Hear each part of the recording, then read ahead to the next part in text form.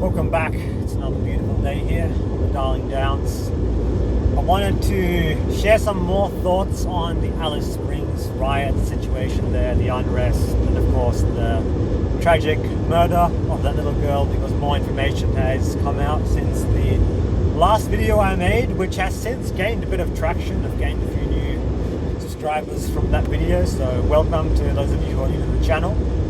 I don't usually talk about those sorts of issues. This is primarily a self-improvement channel. At the moment I'm documenting my NoFap secret retention journey, but from time to time I will also use this as a space to discuss more political issues, especially those that are related to Australia. So yeah, welcome to everyone who's new. And yeah, we know a bit more information now.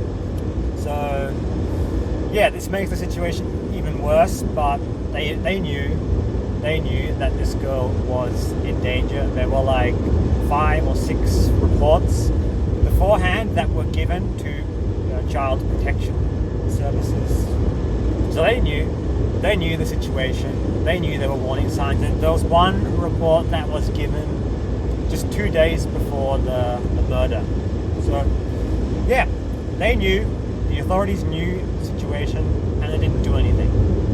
Now, unfortunately, this is not an isolated case. This is really the symptom of a much larger issue. And it's a real complex situation, because the simple reality is, with some of these communities, these town camps, those of you who are from overseas here, you understand the way the situation, like how these communities are laid out. So across the Northern Territory and parts of remote Australia, across the outback, you have it in outback Queensland, Western Australia, mainly Western Australia, Northern Territory, but other parts of the country as well. You have these communities, and you'll have your regular towns, your CBD and all that. And on the outskirts of the towns, like suburban areas, you'll have these camps. They're called town camps. And in these camps, that is where you have these different indigenous communities. And that's where the real problems lie. From the face of it, some of these communities, they live in worse than third world conditions. I've never been to any of these town camps, but from what I understand, if you don't know anyone from these communities, it's not exactly a place that you want to rock up in. It's essentially like if you don't know the right people and you just turn up into the hood, then it's not going to end well for you. I do know some people that have been to these town camps, these remote communities, and there's one guy I knew. He was friends with a guy from Rwanda, right, who was visiting here in Australia, and he actually lived in one of these communities for a while. The guy from Rwanda came with him to visit one of the communities, and let's just say he grew up in Rwanda, witnessed the Rwandan genocide, right? He came to Australia. Australia, this developed Western country, and he got to visit one of these remote Aboriginal communities, and he was shocked. He said from the get-go, the conditions they're living in is worse than at home in Rwanda. Just think of that. Worse than third world conditions in a first world developed Western nation. But that's the reality. Some of these communities, it's absolutely shocking the condition that they're living in. Now, some people will point to that and say that, hey, this shows us that Australia is systemically racist, that there's this systemic injustice happening, and that we need to put more resources, we need to give them more money, throw more resources at the situation. We need to reduce the gap, right? And I'm all for that. I'm all for, yes, we need to reduce the gap. However, this is not a problem with money and resources. That's what these people don't understand.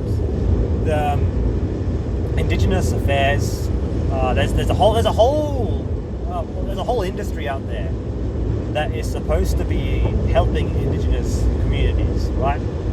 A whole industry out there, multi-billion-dollar industry. Billions of dollars are poured each year into organizations, NGOs, and all that, which are meant to be helping Indigenous communities. But if you look at the state of these communities, it is very clear that the the intended recipients, Aboriginal Australians, Indigenous communities, they're not the ones benefiting whatsoever.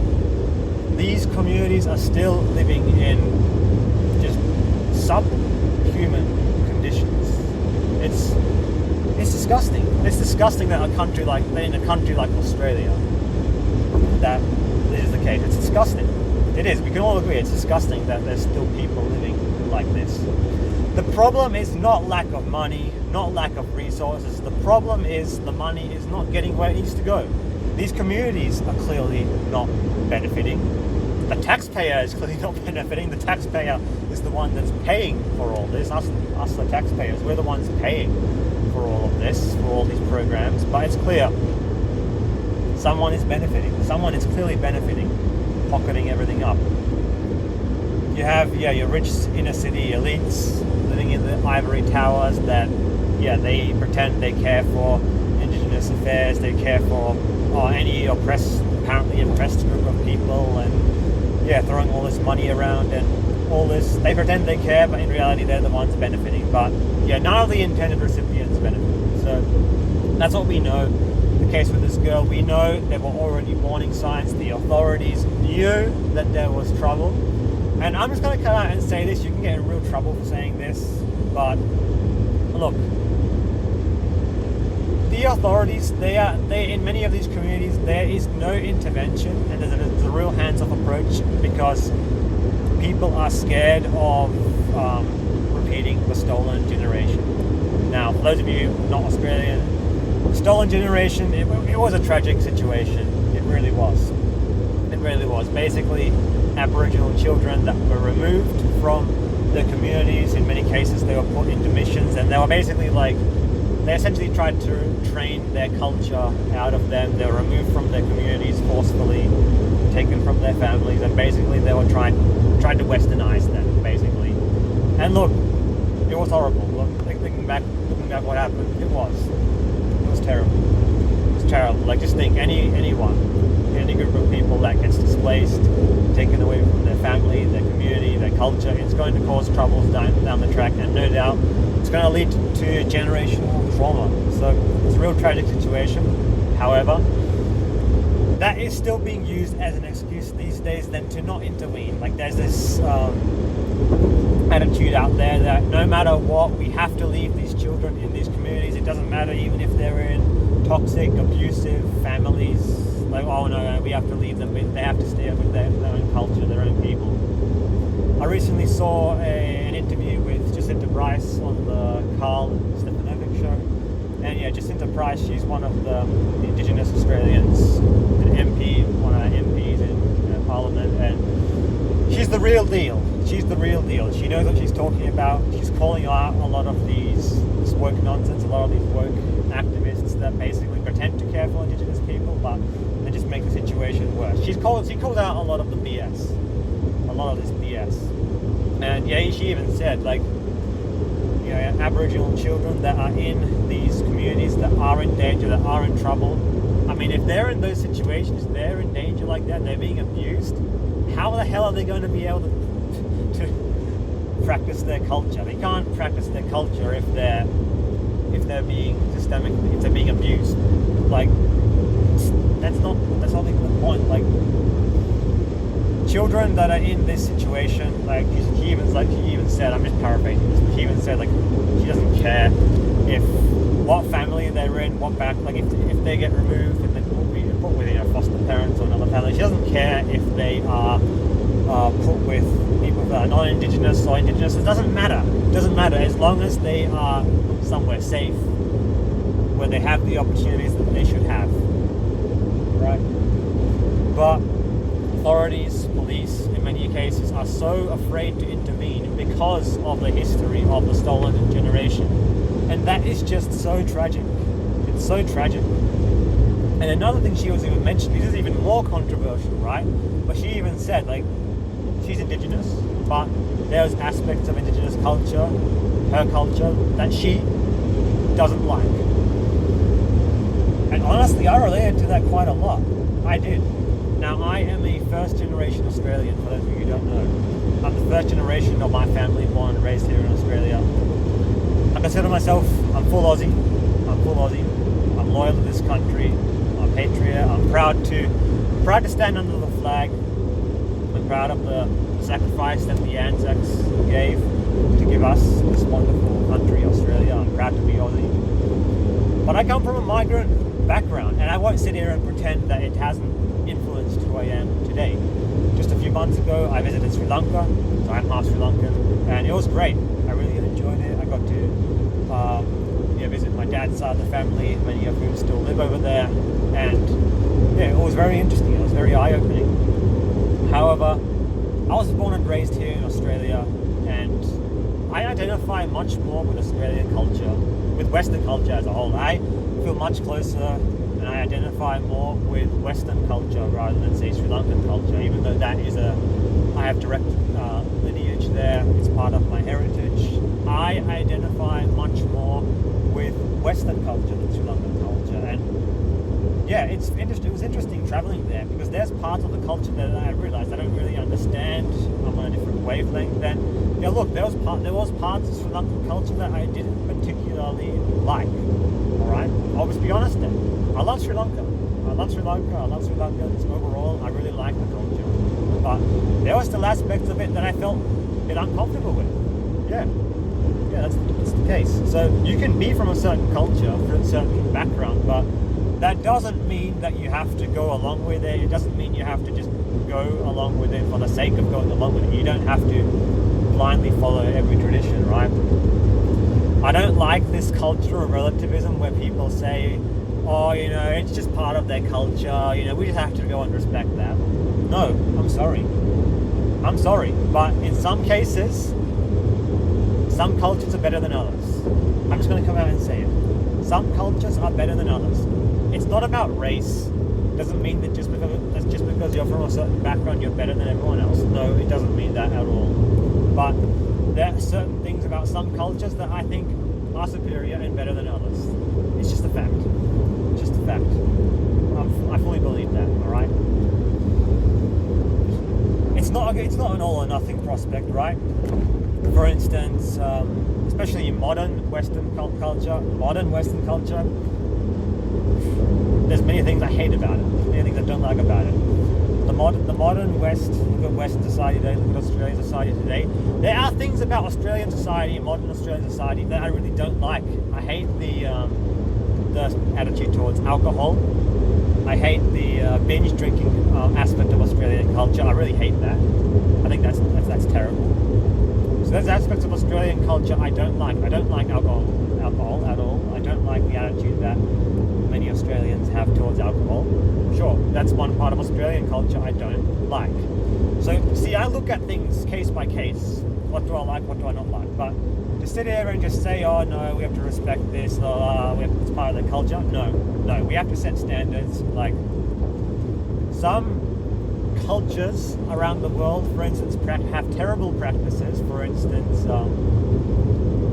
FGM, if you know what FGM is, I'm not even going to say it, it's terrible, it's disgusting, but if you know what FGM means, then you know exactly what I'm talking about. There's certain cultures they practice FGM. It's absolutely disgusting, absolutely terrible. It needs to be called out. It does. And look, there's some people that will say that the perpetrator of this horrific murder should have just allowed the indigenous community to basically mob him and just do their tribal punishment. Again, I get where that comes from. However, the problem with that, it sets a dangerous precedent where you essentially have multiple legal systems. It's like in many Western countries now, people are worried about Sharia law creeping in, and it's a real danger. It is. We don't want to allow dual legal systems. We want to have, we're in Australia, you must follow Australian law. We have one legal system, one code to follow, that's it. You don't want a place with dual legal systems. You don't want that. That's why it's so, it sets a dangerous precedent if you were to allow that to happen. Now, that doesn't mean that we should just follow the system as is. There are real problems with our system. A big problem with our legal system is lack of punishment. punishments in this system, sentencing, is way too lenient, especially disgusting predators, disgusting individuals like this man that allegedly murdered this girl. I mean, the girl was murdered, no doubt about it, in a disgusting way. But anyone who engages in that sort of crime needs to be punished to the full extent of the law. And I am in full support of bringing back capital punishment for certain crimes. Australia has abolished the death penalty. I think we still should retain the death penalty, capital punishment for certain heinous crimes. I don't even have to name these crimes. You all know what sort of crimes I'm talking about. But say what this man did, for instance, in my mind, that 100% should warrant capital punishment. 100%. If it is proven without any reasonable doubt that someone engages in such a heinous crime, they should be punished to the full extent of the law, including capital punishment. I'm all for that. So yeah, just a tragic situation. Again, this is indicative of a much wider problem, unfortunately. They knew that this girl was in danger, yet they still chose to do nothing. It's just disgusting. It's terrible. It's terrible. You know, we need to raise our standards. We need to get back to what it means to be Australian. We need to get back to raising our standards, becoming a nation with high standards again, because we're a nation of low standards today. Sad to say. Sad to say. So that's it. Hope you all enjoyed. If I have more to say on this topic, I'll make another video, but that's going to be it for now. I'll see you on the next one.